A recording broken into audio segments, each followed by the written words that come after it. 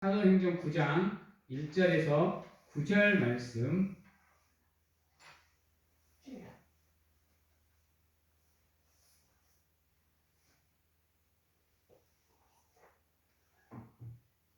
제가 봉독하도록 하겠습니다. 사울이 주위의 제자들에 대하여 여전히 미혹과 살기가 동등하여 대제사장에게 가서 다메섹 여러 회당에 가져갈 공문을 청하니 이는 만일 그 도를 따르는 사람을 만나면 남녀를 막론하고 결박하여 에루살렘으로 잡아오려 함이라.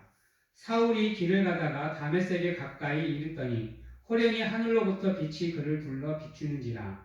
땅에 엎드려져 들으매 소리가 있어 이르되 사울아 사울아 내가 어찌하여 나를 박해하느냐 하시거늘 대답하되 주여 누구시니까 이르시되 나는 내가 박해하는 예수라.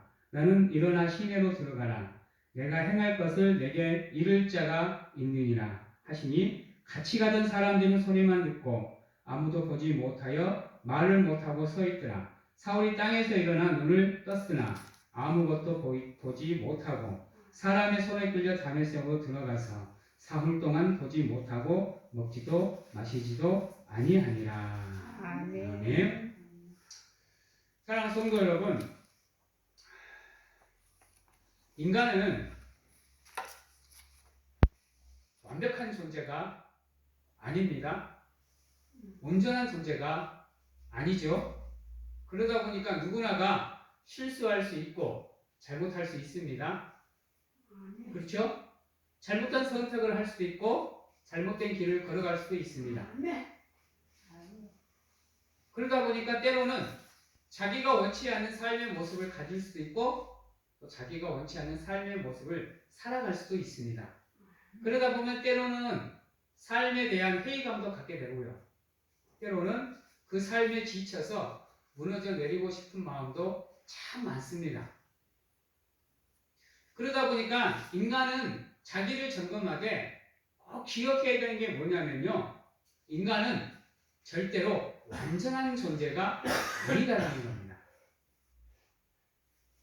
그러므로 인간은 누구나가 실수할 수 있는 존재, 잘못할 수 있는 존재, 그리고 죄를 지을 수 있는 존재라는 것을 아셔야 돼요. 그래서 인간은요, 반드시 알아야 되는 게 뭐냐? 나에게 관대한 만큼 남에게도 관대해야 된다는 겁니다. 그리고 남에게 엄격한 만큼 나에게도 엄격해야 된다는 겁니다. 왜냐하면 모든 인간은 완전한 존재가 아니기에 그렇습니다. 그래서 이 세상 그 어떤 사람도 완전한 사람은 없다는 것을 아셔야 돼요. 그래서 항상 나를 겸손하게 낮추는 가운데 나를 점검해야 되는 이유는 뭐냐? 나 또한 그와 같은 잘못을 할 수 있는 존재, 그와 같은 죄를 지을 수 있는 존재, 실수할 수 있는 존재임을 알고 늘 하나님의 말씀에 빗대어서 나 자신을 비추어 보셔야 됩니다. 사람 대 사람으로 가면요, 사람은 어떠한 존재가 되느냐? 여러분들 드라마에서 그거 참 많이 보시죠? 자기가 완벽한 사람인 걸 보여주고 싶어서 자기보다 약한 사람을 밟아요. 특히 권력 좀 있는 사람, 힘이 좀 있는 사람, 이런 사람들은 오히려 자기가 세상을 정화시킬 수 있다고 생각을 해요. 그러다 보니까 자기가 배후에서 사람들을 조정하는 가운데 그 사람들의 삶을 빼앗아가는 경우가 참 많아요. 그래서 타인을 죄의 길로 인도하는 경우도 많습니다. 근데 그러면서 그러한 죄를 짓고 있으면서도 자기는 온전하다고 생각을 해요. 완벽하다고 생각을 합니다. 우리가 하나님 앞에서 겸손해야 되는 이유는 뭐냐면 우리 또한 그러한 모습에서 자유로울 수가 없기 때문이에요. 오늘 말씀에 나오는 이 사울이라는 인물도 마찬가지입니다. 사울은요, 자기가 하는 일에 대해서 확신을 갖고 있었어요. 그래서 예수 그리스도를 믿는 사람들은 이단이라고 생각을 했습니다. 그들은 신선 모독을 한 사람들로 생각을 했어요. 그래서 눈에 보이는 대로 잡아 죽이고 가두었습니다. 특히 스데반 집사 같은 경우는 그가 돌에 맞아 죽어 숨이 끊어지는 것을 보고 그게 당연하다고 생각을 했어요. 근데 놀라운 건 뭐냐면요, 사도 바울도 하나님을 알고 있었다라는 거예요. 우리 믿음을 가지고 있는 사람들의 오류 중에 하나가 뭐냐면, 다른 사람의 믿음에는 정확한 자를 갖다 대요. 근데 자기 믿음에는 상당히 관대해요. 그러다 보니까 자기가 오류를 범하고 있는지 뭐가 옳고 그름인지를 때로는 구분을 못할 때가 참 많아요. 오늘 사도 바울이 그래요. 성경을 통해서 분명하게 메시아가 이 땅에 오실 거라고 구약 성경을 통해서 누누이 상징들과 비유들과 말씀을 통해서 우리에게 가르쳐 주었음에도 불구하고 자기들은 자기의 신앙이 우선이다 보니까 예수님을 알아보지 못했다라는 거예요. 그리고 그 예수 그리스도를 믿는 사람들을 이단화 취급을 했어요. 오늘 말씀에도 보면 1절에 보면 사울이 주의 제자들에 대하여 여전히 위협과 살기가 등등하여 그랬습니다. 무슨 말이에요? 사울이 아직도 자기의 잘못을 알지 못하고 있다는 거예요. 아니, 자기가 하는 이 행동이 옳은 줄 알고 있다는 겁니다. 그러다 보니까 문제가 되는 거예요. 그리고 다메섹 여러 회당에 가져갈 공문을 청하니 이는 만일 그 도를 따른 사람을 만나면 남녀를 막론하고 결박하여 에루살렘으로 잡아오려 함이라 그랬어요. 이게 인간이 가지고 있는 가장 기초적인 본능, 원죄, 자기가 하나님과 같다라고 생각하는 거예요. 사도 바울이 얼마나 위대한 사람이에요. 성경만 13권을 썼어요. 남들은 한두 권 쓰기도 힘든 이 성경을 이 양반은 13권을 썼어요. 여러분, 제자들 이후 그 누구도 하나님을 만나지 못했는데 제자들 이후 유일하게 하나님을 만난 존재예요. 또 제자들 이후 유일하게 하나님으로부터 직접 사명을 받은 사람이에요. 그것만 해도 엄청난 사람이에요. 이런 사람도 과거에는 이러한 모습을 가지고 있었다라는 거예요. 우리 인간도 마찬가지입니다. 우리가 예수 그리스도를 믿기 이전에는 이와 같은 모습을 가지고 있었다라는 거예요. 그러나 우리가 하나님께 선택함을 받고 하나님께 소명을 받음으로 인해서 그분이 우리를 구원해 주시고 우리가 그분을 영접하고 구주로 영접함으로 인해서 우리의 삶이 이제 과거의 삶에서 벗어나 하나님의 백성으로의 삶의 삶로 옮겨졌다라는 거예요. 여러분, 인간은요 참 변하기 힘든 것 같아요. 아니, 변화의 물결에 올라타기가 쉽지 않는 것 같아요. 그러다 보니까 참 어떻게 보면 자기의 삶이 당연하다고 여기고 살아가요. 인간은요 자기가 옳다라고 신념이 탁 쓰면요 그것을 부정하기가 쉽지 않아요. 왜요? 인간이란 자존심이 강한 존재다 보니까 그 교만이 나의 삶에 들어차 있다 보니까 내가 실수한 것을 인정하기가 쉽지가 않아. 사도 바울도 마찬가지였어요. 이 양반도 지금 자기가 하고 있는 이 행동을 정당화시키기 위해서 지금 1절과 2절 그리고 1절과 2절의 모습이 나올 수밖에 없는 거예요. 왜? 자기가 갖고 있는 신념이 옳다라는 것을 증명해 보여야 되니까. 여러분, 인간이 변화의 물결로 나아가기 위해서 가장 필요한 게 뭔지 아세요? 여러분은 그게 무엇이라고 생각하세요? 과연 인간이 성장의 길로 나가기 위해서, 온전한 믿음으로 나가기 위해서 가장 필요한 게 무엇일까요? 이것을 한번 생각해 보셔야 됩니다. 인간은 누구나가 교만할 수 있는 존재입니다. 인간은 누구나가 잘못할 수 있는 존재예요. 그래서 내 삶이 잘못된 길로 가고 있다라는 것을 알기 위해서, 내가 지금 죄를 짓고 있다는 것을 알기 위해서, 내가 잘못을 하고 있다는 것을 알기 위해서, 즉 말을 바꿔서 쉽게 하면 나를 돌아보고 점검하기 위해서 가장 필요한 게 무엇일까요? 오늘 사도 바울은요, 자기의 그러한 모습을 통해서 자기의 신념을 증명하기 위해서 다메섹이라는 마을로 가게 됩니다. 왜? 다메섹에도 예수 그리스도를 믿는 사람이 있다는 소식을 들었어요.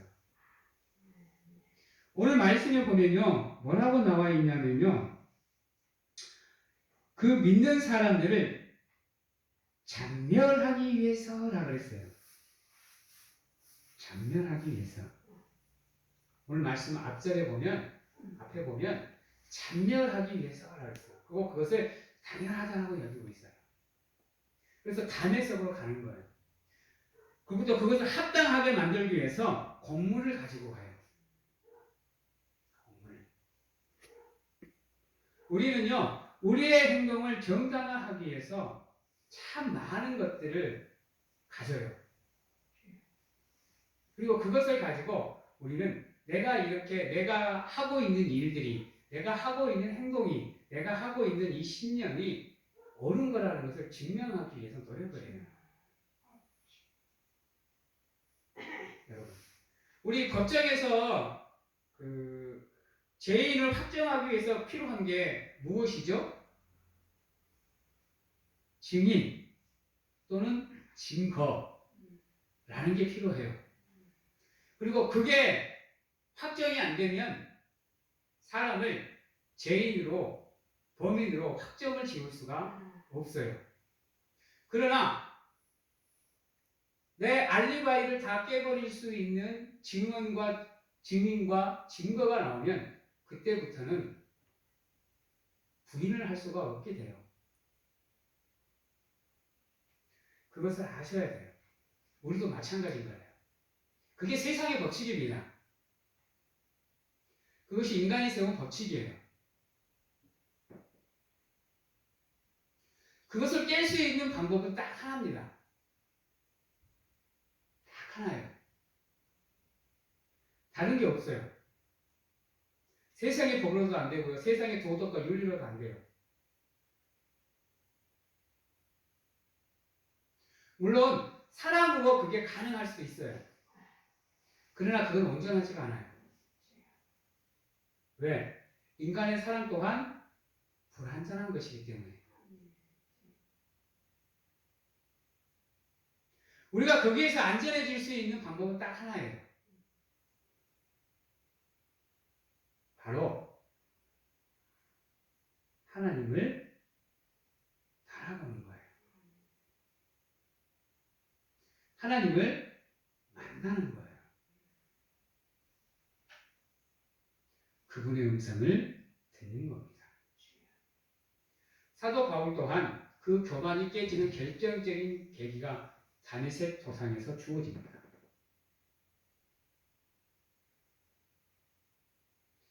여러분,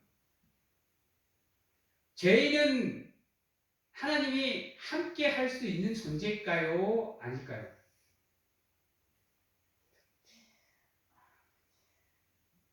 생각해 보셨어요? 예수님은 의인을 위해서 이 땅에 오셨을까요? 죄인을 위해서 이 땅에 오셨을까요?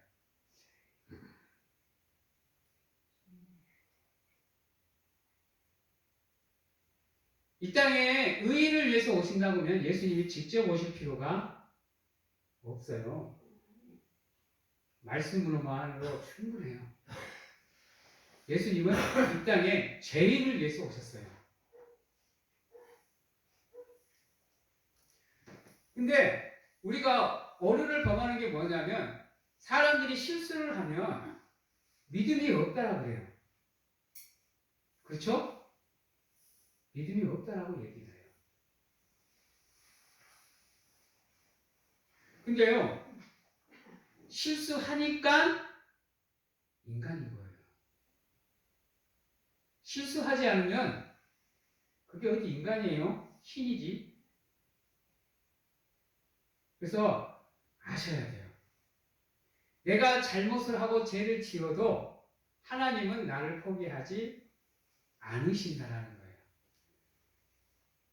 끝까지 나를 바라보고 계신다라는 겁니다. 그것을 기억하셔야 돼요. 그렇지 않으면요, 우리는 하나님 앞으로 나올 수가 없어요. 그 회개를 어려워하는 사람들 중 가장 큰 문제가 뭔지 아세요? 자기가 죄를 지었기 때문에 죄인이라 생각해서 하나님은 죄인은 무조건 때리신다라고 생각을 해요. 그게 무서워서 하나님 앞에 나오지를 못해. 이렇게 만나서 그 믿음을 이렇게 전하다 보면 그런 분들이 있어요. 내가 하나님께 죄를 지었어. 여러분, 하나님은요, 예수님은 죄인들의 구원자로 오셨습니다. 그렇죠? 의인의 구원자로 오셨다면 십자가를 질 필요가 없었어요. 죽으실 필요도 없고 부활하실 필요도 없는 거예요. 그러기에 우리 사람이 과거의 모습에서 성장의 모습으로 나가기 위해서, 믿음의 모습으로 나가기 위해서는 그 하나님이 나를 사랑하고 계심을, 지금도 나를 지켜보고 계심을 알아야 되는 겁니다. 그래야 내가 변화의 물결에 올라탈 수가 있는 거고 성장의 길로 나아갈 수가 있는 거예요. 오늘 사도 바울 봐봐요. 하나님을 만나니까 오늘 말씀 이후에 사도 바울의 모습을 보세요. 죽음마저 두려워하지 않고 하나님이 주신 사명을 감당해 나가잖아요. 성경을 늘 3권이나 쓰잖아요. 여러분, 조직신학에서 가장 큰 존재감을 드러내는 존재가 사도 바울이에요, 여러분. 조직신학, 우리 기독교에서 조직신학을 연구하기 위해서는요, 사도 바울을 빼놓고는 말을 못해요. 여러분.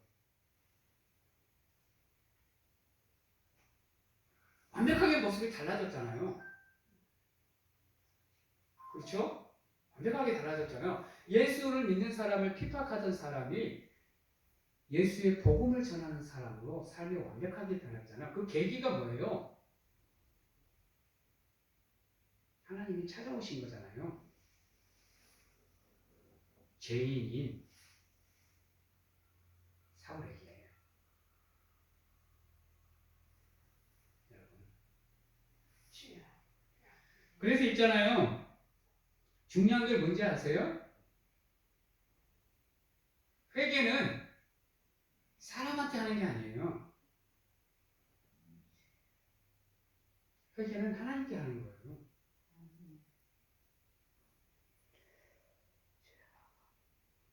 하나님을 만나기 위해서 간절하게 사모하고 고백하고 회개하고 예배하고 헌신하다 보면 하나님이 나의 삶의 영역으로 찾아오시는 거예요. 죄인 같은 이 사울에게도 이런 하나님이 찾아오시는데 믿음 생활을 열심히 하는 여러분들에게 하나님이 안 찾아오시겠어요? 여러분? 근데요, 회개함에 있어서 가장 중요한 게 뭔지 아세요? 회개함에 있어서 하나님은요, 그냥 회개 안 시켜요. 그냥 두리뭉실하게 하나님 잘못했습니다. 하나님 죄를 지었습니다. 이렇게 두리뭉실하게 회개 안 시켜요. 그분께서는요, 우리가 과거에 알고 지은 죄, 모르고 지은 죄를 다 기억나게 해주십니다. 그리고 그것을 다 하나님께 내려놓고 고백하게 하시고 회개하게 하십니다. 그 가정이 없으면요, 온전한 회개를 할 수가 없어요. 오늘 사도바를 봐봐요. 자, 3절입니다. 사울이 길을 가다가 다메섹에 가까이 이르렀더니 호련히 하늘로부터 빛이 그를 둘러 비추니라. 땅에 엎드러져 들으며 소리가 있어 이르되 사울아 사울아 내가 어찌하여 나를 박해하느냐. 대답하되 주여 누구이니까. 이르시되 나는 내가 박해하는 예수라. 사울의 죄가 무엇인지를 하나님이 가르쳐주고 있습니다. 자기가 행한 것에 그 신념에 옳은 판단을 갖고 있는 사울에게 무엇이 너의 죄인지를 가르쳐주면서 그 교만의 틀을 두드러 깹니다. 그리고 가르쳐줘요. 너의 죄는 나를 믿는 사람을 핍박한 거고 나를 믿는 사람을 박해한 거라고 가르쳐줍니다. 인간은요, 자기의 죄가 확실하게 드러나지 않으면요, 절대로 수그리지 않습니다. 고백하지 않아요. 죄인들이, 범죄자들이 왜 끝에 가서 결국은 하나님께 그 경찰 앞에서 그냥 내가 이걸 했습니다라고 시인하는 줄 알아요? 경찰이 낱낱이 그것을 증거와 함께 들이밀기 때문이에요. 빼다가 부인하다가 결국은 그거 앞에서 무너지는 거잖아요. 우리는요, 우리의 죄를 구체적으로 하나님께 아뢰지 않으면요, 우리는 온전한 해결을 절대로 할 수 없는 존재예요. 인간은요, 어느 순간에 조그만 틈만 생겨도 자기에게는 합리화를 시키기 때문이에요. 그래서 우리가 회개를 할 때 하나님 앞에 해야 되는 이유는 뭐냐? 바로 이 이유 때문인 거예요. 하나님께서는요, 하나씩 다 가르쳐줘요. 그러면 그 하나씩을 우리가 다 눈물, 콧물 짜가면서 이 주의 이름을 부르면서 그거를 다 회개하는 거예요. 왜 여러분 9절에 보면 사흘 동안 보지 못하고 먹지도 못하고 마시지도 않았다 하는 거다. 왜 사흘이라고 그랬을까? 여러분, 회개의 기도는 짧게 끝나는 게 아니에요, 여러분. 아세요? 회개의 기도는 짧게 끝나는 게 아니에요. 이게 오셔가지고 한 1, 20분 기도하고 눈물 콧물 짜고 나서 회개했다. 주여 감사합니다. 이러고 가는 거 아니에요. 왠지 아세요? 우리가 과거에 지우는 죄가 너무 많기 때문이에요, 여러분. 그것을 하나하나 하나님 앞에 다 내려놓고 기도하고 고백하고 회개하셔야 돼요. 그게 1, 2분으로 5분, 10분으로 될 것 같아요? 안 돼요. 왜 사도 바울의 눈이 3일, 4일 동안 가려져 버리는 거예요? 왜 사울은 왜 눈이 떠지는 거예요?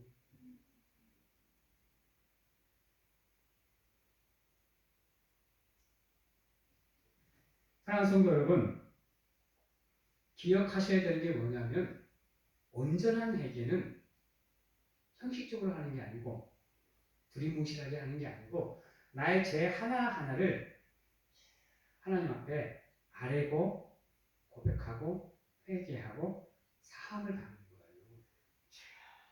사함을 받는 거예요. 인간은 몰라요. 내가 우리 성도님들이 과거에 어떤 삶을 살았는지 내가 왜 알아? 그저 내하고 만난 모습들을 통해서 나에게 보여지는 모습만 내가 아는 거죠. 그 이면의 모습은 내가 알 수 없습니다. 그래서 인간에게 아무리 가서 회개하고 용서하고 해도요, 그 인간은요, 그걸 온전히 용서할 수도 없고 회개할 수도 없는 거예요. 온전한 고백과 온전한 회개는 하나님 앞에서만 가능한 겁니다. 아멘. 사도 바울요, 다메섹에서 하나님 안 만났으면요, 이 회개의 역사는 일어날 수가 없어요. 여러분, 여러분들의 삶으로 하나님이 찾아오시는 순간이 있어요. 있다니까요. 그것을 얼마나 우리가 민감하게 캐치해내느냐에 따라서 그 순간이 나의 삶을 변화시키는 전환점이 되는 거예요. 사도 바울처럼.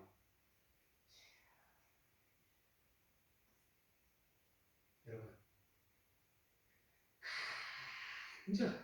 진짜로 간절하게 사모하다 보면 어느 한순간에 하나님이 나의 삶으로 찾아오게 되어 있어요. 그것을 잡느냐 못 잡느냐가 나의 삶이 변화의 물결로 올라가느냐 그렇지 못하느냐를 결정하는 거예요. 사도 바울은 그 계기를 잡았어요. 하나님의 음성을 들었어요. 그리고 사도 바울이 땅에 엎드러졌어요. 엎드러졌다는 게 뭐예요? 여러분,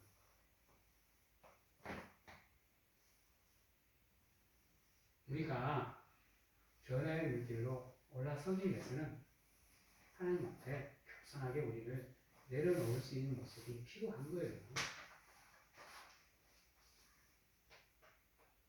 그래야 우리가 더 나은 삶으로 나아갈 수 있고 더 나은 믿음으로 나아갈 수가 있게 되는 겁니다. 그리고 있잖아요. 하나님은 절대로 즉흥적으로 일하시는 분이 아니에요. 아셔야 돼요. 물론 급하게 일을 해서 하나님께서 역사해야 될 경우도 있어요. 그러나 하나님은 그렇게 일하는 경우가 성경에 그렇게 많이 기록되지 않았어요.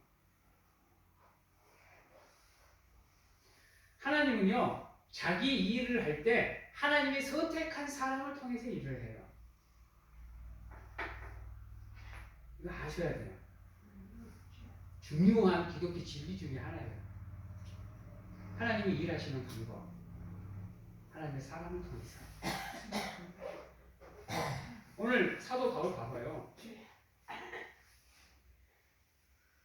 6절 너는 일어나 시내로 들어가라. 내가 행할 것을 내게 이를 자가 있느니라 그래요. 하나님은요, 모든 것을 하나님의 계획에 따라서 움직이시는 분이에요. 우리가 주변에 이 사람들과 인맥을 잘 쌓아야 되는 이유가 거기 있어요. 특히 믿음의 성도님들과는. 왜냐하면 하나님이 누구를 들어서서 나의 삶을 수리할지는 아무도 몰라요.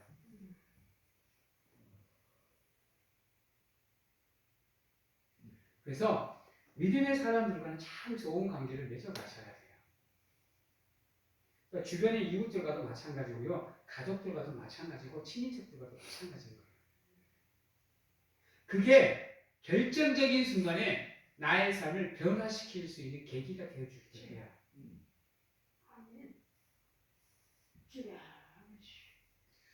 하나님은 절대로 직접 일하시는 경우가 많지 않습니다. 예수님도 이 땅에 오셔서 가장 먼저 하신 일이 제자를 세우는 거였어요.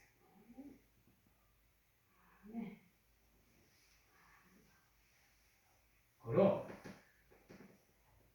하나님의 몸된 제단 안에 이 제단 안에 속한 모든 권속들과는 아름다운 관계를 맺어가기 위해서 노력을 하셔야 하나님을 만나기가 더 쉬워진다는 겁니다. 그래서 교회 안에 모인 믿음의 사람들을 일컬어 영적인 가족이라고 부르는 이유가 거기에 있습니다. 여러분, 또 하나, 여러분 우리의 눈이 어디까지 볼 수 있다라고 생각을 하세요?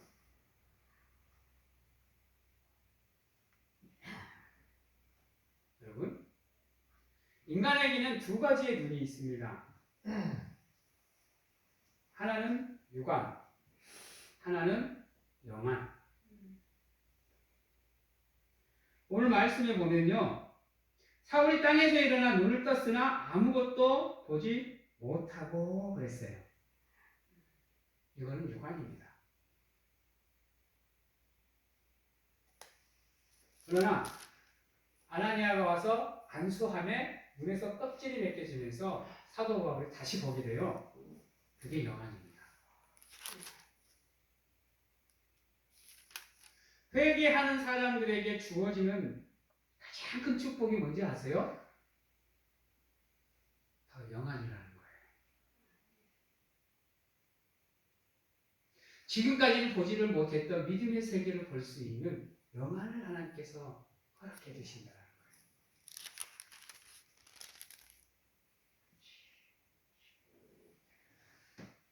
사랑하는 성도 여러분, 이제 말씀을 정리하겠습니다. 회개는 하나님께 하는 겁니다.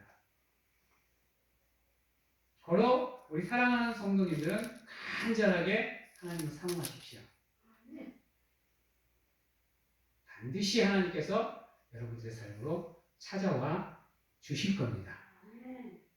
그리고 변화시켜 주시고 성장의 길로 초대해 주실 겁니다. 그러한 삶을 통해서 하나님께 영광을 돌리는 우리 귀한 사랑하는 성도님들이 다 되시기를 바랍니다. 기도하겠습니다. 하나님 감사합니다. 붙잡아 주시고 인도해 주셔서 감사합니다. 누가 뭐라 그래도 하나님만 바라보게 하여 주시옵소서. 우리의 잘못을 내려놓게 하시고 겸손하게 하나님께 고백하고 회개하는 가운데 하나님이 원하시는 믿음의 길로 나갈 수 있는 저희들이 될 수 있도록 축복하여 주시옵소서. 지금은 우리를 죄에서 구원하시기 위해 이 땅에 오신 예수 그리스도의 은혜와 세상 끝날까지 우리와 함께 하시는 하나님 아버지의 사랑하심과 세상 어느 곳에 가서 무엇을 하든지 간에 우리를 지키시고 보호하시는 성령님의 격함하심이 오늘 이 자리에서 하나님만 바라보고 살는 거라고 확신하고 결단하는 귀한 하나님의 성도님들 머리 위에와 가정과 직장, 자녀와 건강 위에 지금부터 영원토록 함께 하시기를 축원하옵나이다. 아멘.